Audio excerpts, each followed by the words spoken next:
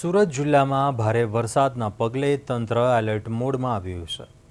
આજે 7 જુલાઈ બપોરે 3 વાગ્યા સુધી સુરત શહેરમાં 176 મિલીમીટર અને કામરેજમાં 211 મિલીમીટર જેટલો વરસાદ નોંધાયો છે.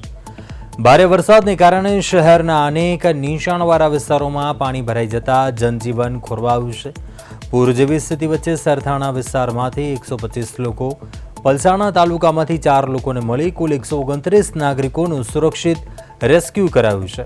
ગ્રામ્ય વિસ્તારમાં પંચાયત હસ્તકના 37 જેટલા રસ્તાઓ બંધ થયા છે. તો ભારે વરસાદ વચ્ચે વીજ કરંટ અને પાણીમાં તણાવવાની ઘટનાઓમાં કુલ 5 લોકોના મોત થયા છે. હાલ એનડીઆરએફ એસડીઆરએફની ટીમો તૈનાત કરી રાહત અને બચાવ કામગીરી હાથ ધરવામાં આવી રહી છે.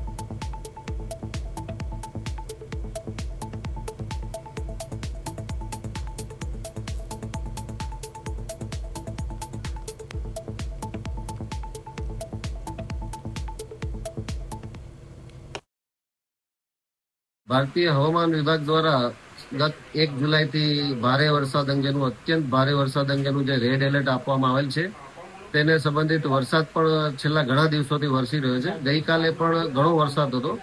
આજે 7 જુલાઈ બપોરના 3 કલાકની સ્થિતિએ પણ અત્યંત ભારે વરસાદ સુરત શહેરમાં થઈ રહ્યો છે.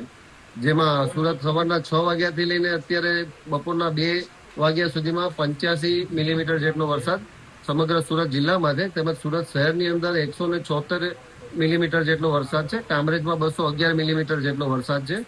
અત્યંત ભારે વરસાદના કારણે સુરતનું શહેરનું જનજીવન ડિસ્ટર્બ થયેલું છે. ઘણી જગ્યાએ પાણીના ભરાવાના પ્રશ્નો થયેલા છે. 125 જેટલા વ્યક્તિઓને સરથાણામાં રેસ્ક્યુ કરવામાં આવેલા છે. પલસાણા તાલુકામાં પણ 4 વ્યક્તિઓને રેસ્ક્યુ કરવામાં આવેલા છે. આજે 7 જુલાઈના રોજ પણ રેડ એલર્ટ છે. ત્યારબાદ કંઈક વરસાદની તીવ્રતા ઓછી થવાના પૂર્વાનુમાન હાલ પૂરતા છે.